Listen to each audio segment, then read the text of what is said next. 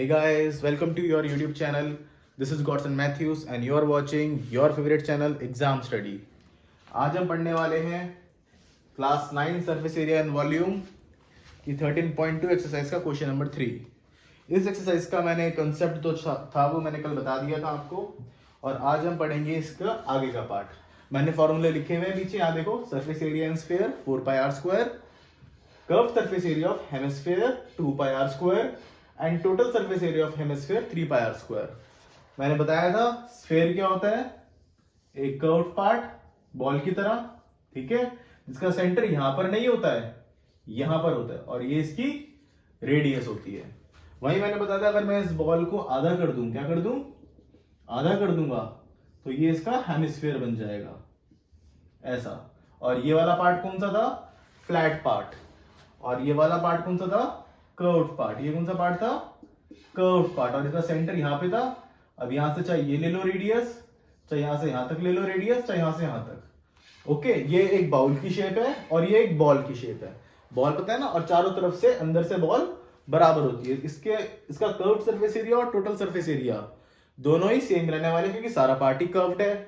इसका ये वाला पार्ट तो कर्व्ड है, इसलिए इसको हम कर्व्ड सरफेस एरिया बोलेंगे, और इसका ये वाला पार्ट फ्लैट है, तो टोटल में फ्लैट वाला पार्ट भी ऐड होगा, और ये वाला पार्ट भी सर्कल का ही एरिया होता है और इसकी रेडियस सेम ही होती है।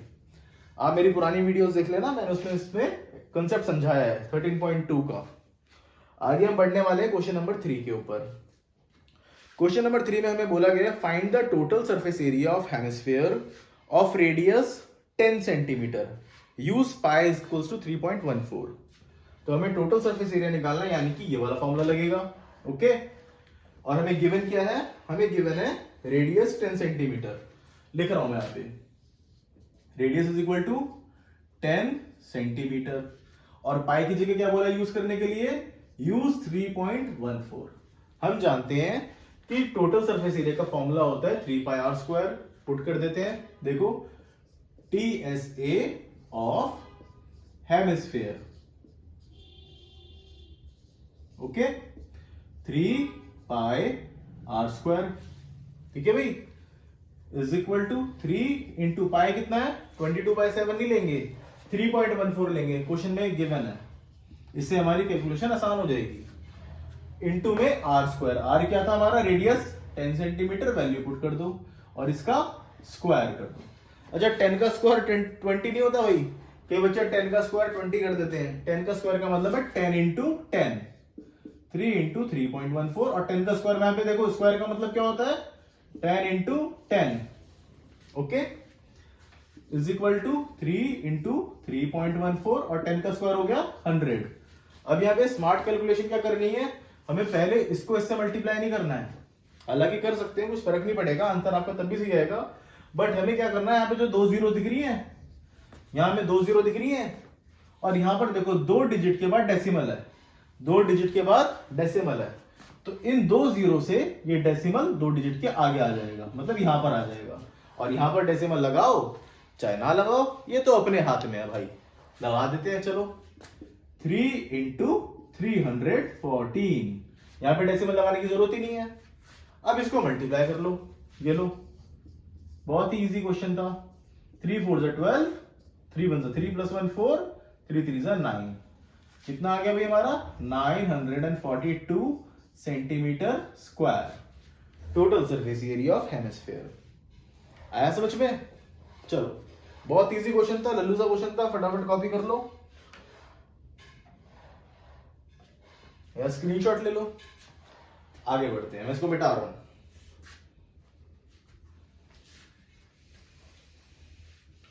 अगला क्वेश्चन थोड़ा सा विजुअलाइज वाला है, तो हमें उसमें विजुअलाइज करना पड़ेगा, और उसको हम बहुत ही इजी मेथड से देखेंगे। मैं इजी मेथड से उसको कैसे सॉल्व करना है, ध्यान से देखना भाई। हमको दे रखा है the radius of a spherical balloon increases from 7 centimetre to 14 centimetre as air is being pumped into it. Find the ratio of surface area of the balloon in the 2 cases. अब देखो भाई, पहले गुब्बारा था, गुब्बारे में हमने हवा भरी, नाम में मिटा के एक बैलून बना देता हूं, आपको समझ में आएगा। ये बैलून है भाई, इसमें हमने हवा भर दी, और इसकी जो रेडियस हो गई वो हो गई हमारी 7 सेंटीमीटर। कितनी हो गई? 7 सेंटीमीटर। बॉल, ये सर्कल नहीं है भाई, ये स्फेयर है, क्योंकि बैलून एक स्फेयर की फॉर्म में होता है, 3D फिगर होती है। अब हमने क्या काम किया, इसमें बैलून हवा भर दी, 7 सेंटीमीटर हो गया। फिर हम सेटिस्फाइड नहीं हुए, हमें और मोटा बैलून चाहिए था। ठीक है, तो हमने क्या किया, इसमें और हवा भरी। अब जो हवा भरी तो ये बैलून इतना बड़ा हो गया। कितना बड़ा हो गया? इतना बड़ा हो गया। ओके, तो अब ये जो रेडियस है यहीं से, क्योंकि रेडियस यहीं से नापी थी, यहां से लेके यहां तक इस बैलून की रेडियस हो गई 14। ये क्या है? ये पूरी यहां से यहां तक है, यहां से यहां तक। तो ये इसको मैं कैपिटल आर नाम देता हूं, इसको मैं स्मॉल आर नाम देता हूं। जो छोटे बैलून की रेडियस है, जो पहले वाला बैलून था, वो 7 सेंटीमीटर है, और जो बड़ा वाला बैलून है, यानी कि ये वाला बैलून है, ये वाला बैलून, इसकी रेडियस है 14 सेंटीमीटर। ओके, अब हमें बोला है कि इनके सरफेस एरिया का रेशियो क्या निकलेगा। अब बैलून की बात हो रही है, स्फीयर की बात हो रही है, तो ना टोटल सोचेंगे ना कर्व सोचेंगे, क्योंकि दोनों का फॉर्मूला एक ही है, जो कि सरफेस एरिया ही है ना। तो देखो यहां पर मैं यहां पे ऐसे लिखूंगा, surface area of a balloon 1 और सरफेस एरिया ऑफ बैलून 2। ठीक है, देखो सरफेस, पहले मैं लिख लेता हूं रेडियस। देखो surface area of balloon 1, surface area, या चलो एक काम करते हैं, surface area of balloon 1। Balloon 1 को मैं क्या किस नाम से दे रहा हूं, ध्यान से देखना, एस डैश। किससे? S dash is equal to 4 pi और स्मॉल आर का स्क्वायर। ये छोटा वाला बैलून है। कौन सा बैलून है? छोटा वाला बैलून है। ओके, अब मैं यहां पे लिख रहा हूं सरफेस एरिया ऑफ बैलून, ध्यान से देखना भाई, एस। ये बड़ा वाला बैलून है, और बड़े वाले बैलून की रेडियस कितनी है? 14, यानी कि कैपिटल आर। तो ये हो गया 4 पाई आर स्क्वायर। अब हमें बोला है कि हमें इसका रेशियो निकालना है। जाहिर सी बात है, पहले हमें छोटा वाला बैलून की रेडियस दे रखी है, तो हम ऊपर लिखेंगे छोटा वाला बैलून, इनको डिवाइड करना है हमें। इसको नाम दे देते हैं इक्वेशन 1, इसको इक्वेशन 2। हम लिख देते हैं dividing equation 1 from 2, dividing equation 1 from 2। हम डिवाइड क्यों कर रहे हैं भाई? क्योंकि हमें रेशियो चाहिए। जब भी रेशियो चाहिए होगा, डिवाइड ही होगा। चलो, अब मैंने क्या लिखा है? एस डैश, जो कि सरफेस एरिया ऑफ बैलून 1 है, और वो क्या है? 4 पाई आर स्क्वायर। आप सोच रहे हो कि सर वैल्यू क्यों नहीं पुट कर रहे? वैल्यू पुट अभी नहीं करेंगे, और उसका फायदा हमें अभी 1 मिनट बाद पता चलेगा कि वैल्यू पुट क्यों नहीं पुट कर रहे हैं। अगला क्या है भाई? बड़ा वाला सरफेस एस, इसका फॉर्मूला क्या है? 4 पाई कैपिटल आर का स्क्वायर। ठीक है भाई, अब ध्यान से देखना, 4 पाई से 4 पाई कट गया, क्योंकि दोनों तो सेम ही ऊपर नीचे। तो बचा क्या? बचा हमारा s dash is equal to s small r का स्क्वायर अपॉन में कैपिटल आर का स्क्वायर। अब हम जानते हैं ये स्मॉल आर क्या है? स्मॉल आर है 7 का स्क्वायर कर दो, और कैपिटल आर है 14 का स्क्वायर। तो इसको हम 7 इंटू 7 लिख सकते हैं, और इसको हम लिख लेंगे 14 इंटू 14। अच्छा, हम जानते हैं 7 1 7, 7 2 14, 7 1 7, 7 2 14। तो एस डैश अपॉन में एस डैश अपॉन में एस क्या आ गया हमारा? 1 1 1 अपॉन में 2 2 4, 1:4। क्या आंसर मिल गया हमको? 1:4। समझ गया ना? ऐसा नहीं करना कि पहले सरफेस एरिया का फॉर्मूला पुट करा, फिर वैल्यू पुट करी, फिर इसका आंसर निकाला, फिर इसका आंसर निकाला, और फिर डिवाइड कर रहे हैं। लल्लू बच्चों का तरीका होता है ये। हमें स्मार्ट वर्क करना है। हमें पता था 4 पाई से 4 पाई कट जाएगा, क्योंकि रेशियो पूछा है। तो जो टर्म कट जाएगा तो हम क्यों अपनी कैलकुलेशन खाना ही बढ़ाए भाई? इसलिए हम क्या काम करेंगे? कैलकुलेशन को कम करेंगे। ओके, चलो फटाफट स्क्रीनशॉट ले लो जल्दी से, और खुद से ये क्वेश्चन, एक एक क्वेश्चन हमें खुद से लगा के देखना है। ठीक है, चलो जल्दी ले लो स्क्रीनशॉट। मिटा रहा हूं मैं।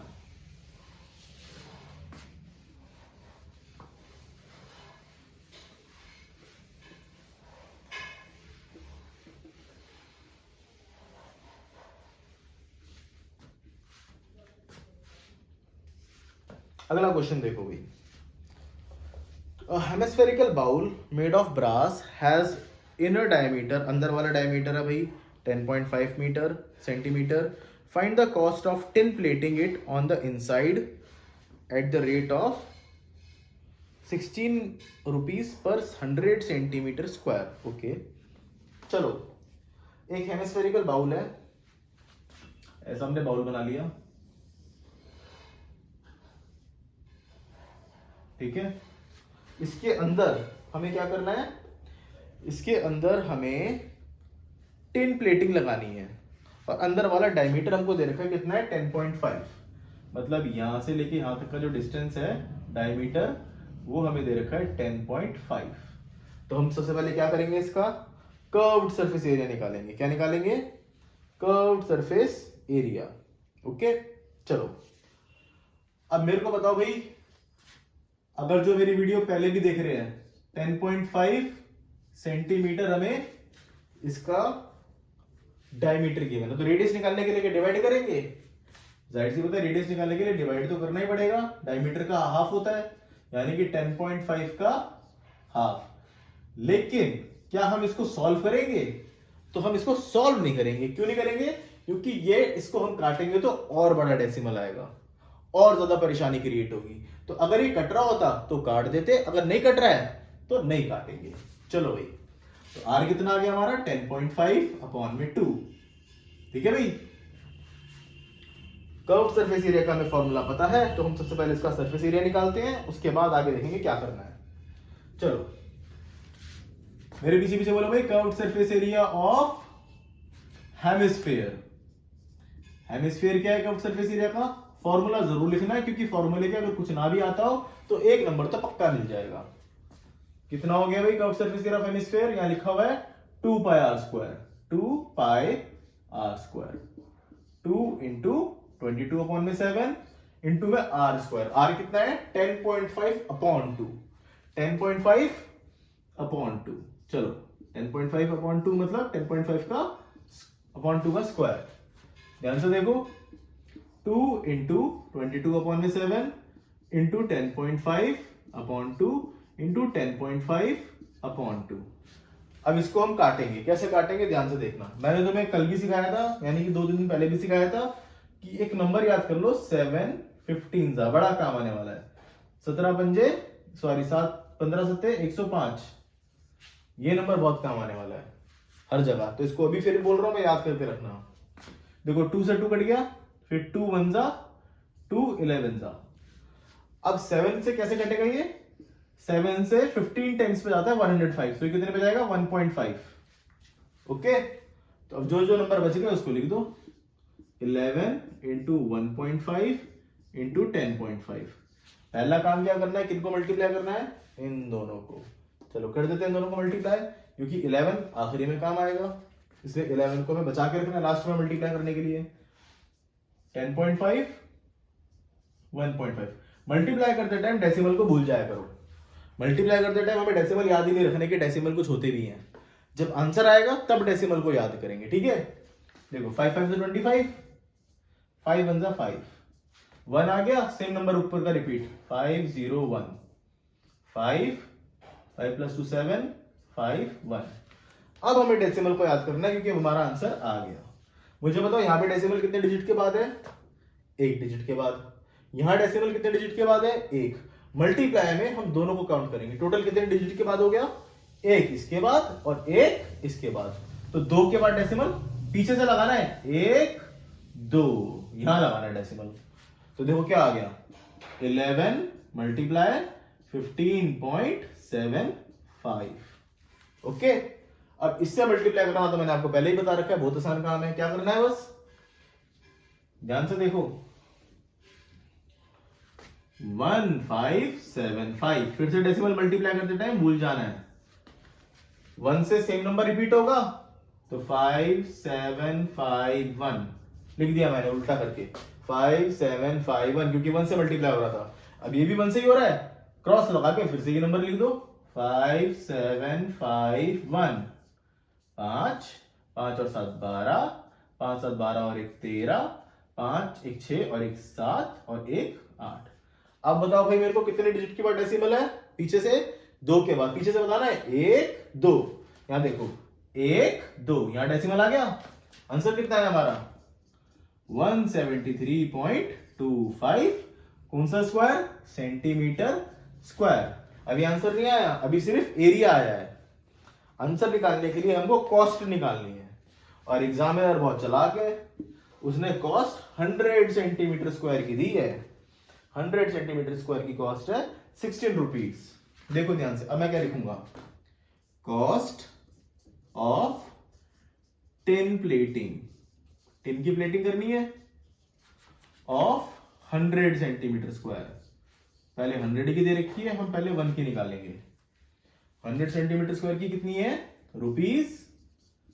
₹16। अब क्या करेंगे हम, cost of tin plating of 1 centimetre square. भाई हम जानते हैं, छठी 7वीं क्लास में हमने सबने सीखा यूनिटरी मेथड कि जब 100 का दे रखा है, एक का निकालना है, डिवाइड कर दो, 16 डिवाइड 100। ओके, इस जीरो को भी छेड़ना नहीं है, ये जीरो तो काम आएगा, ये नहीं कि तुम डिवाइड कर दो ना। अब हमें क्या करना है, हमें इतने एरिया का चाहिए, कितने एरिया का चाहिए, जितना हमारा सरफेस एरिया आया है। तो लिख देते हैं कॉस्ट ऑफ टिन प्लेटिंग। तुम चाहे तो सिंगल डंडे लगा लेना इसमें, ऐसे ऐसे करके, ऑफ कितने metre square, centimetre square, 173.25 centimetre square. क्या करते हैं, एक का निकल गया, अब इतना का चाहिए, इतने से मल्टीप्लाई कर दो एक को, कितना आएगा आंसर, देखो 16 अपॉन में 100 इंटू में 173.25। ओके भाई, इसको इससे पहले मल्टीप्लाई कर देते हैं, नीचे 100 है उसको नहीं छेड़ना, इसको मल्टीप्लाई कर दो, कहते हैं मल्टीप्लाई भाई, 173.25 इंटू में 16। देखो भाई 6 5 30, 6 2 12, 13 14 15, 6 3 18 प्लस 1 19, 6 7 42 प्लस 1 43, 6 1 6 प्लस 4 10, क्रॉस 1 है, सेम नंबर रिपीट करो, 5 2 3 7 1 0, 5 plus 5 10, 9 plus 1 10 plus 2 12, 3 plus 3 6 plus 1 7 7 2।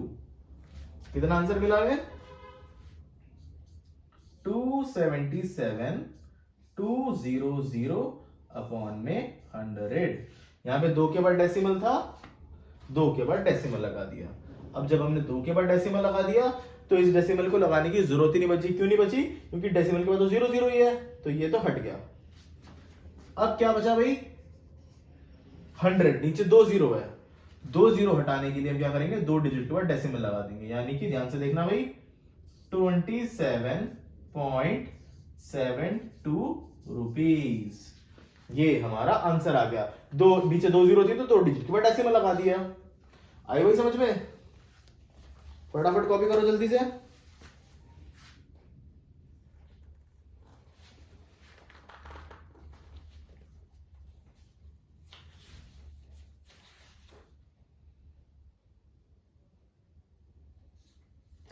हो गया कॉपी। अगला क्वेश्चन देखते हैं। अगला क्वेश्चन है हमारा question number 6। Find the radius of a square whose surface area is 154। चलो बहुत ही आसान क्वेश्चन है, 2 मिनट में हो जाएगा, लल्लू क्वेश्चन है, ये थोड़ा सा ठीक ठाक था, मिटा दूं।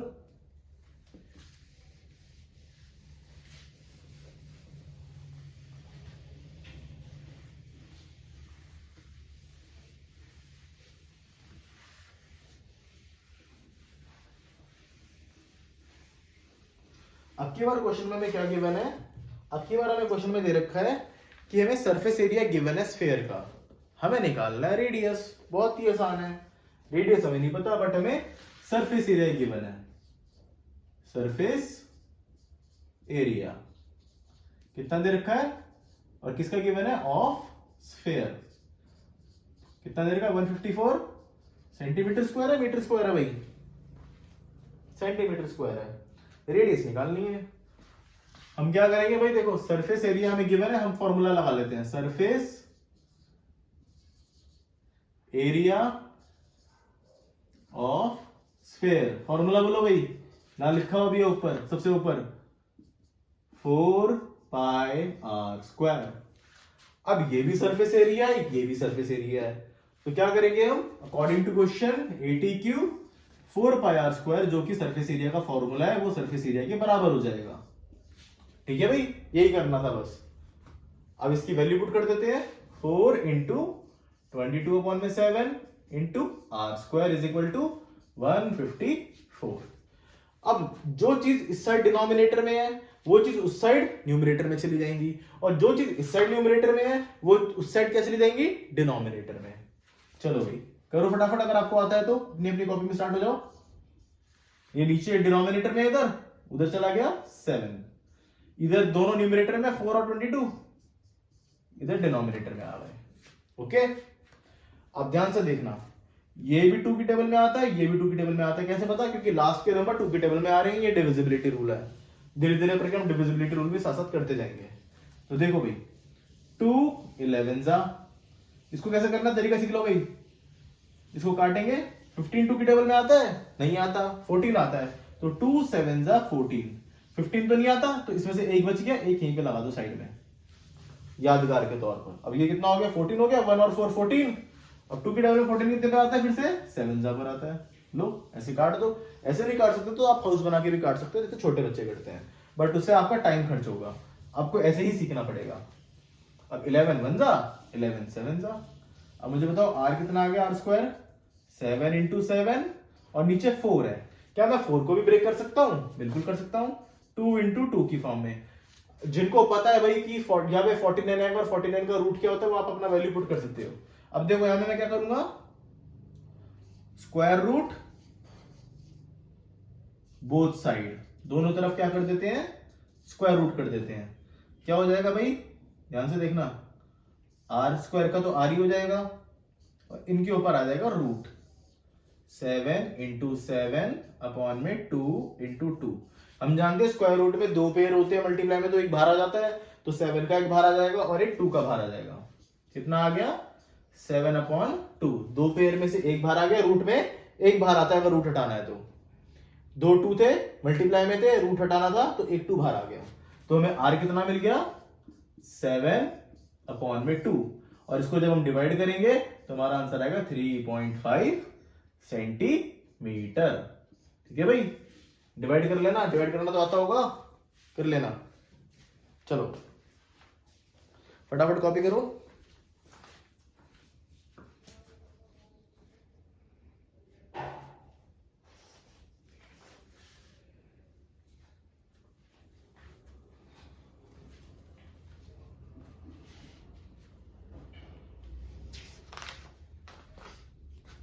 करा दो एक और क्वेश्चन, ये बहुत हो गया तुम लोगों के लिए, चलो एक करा ही देते हैं।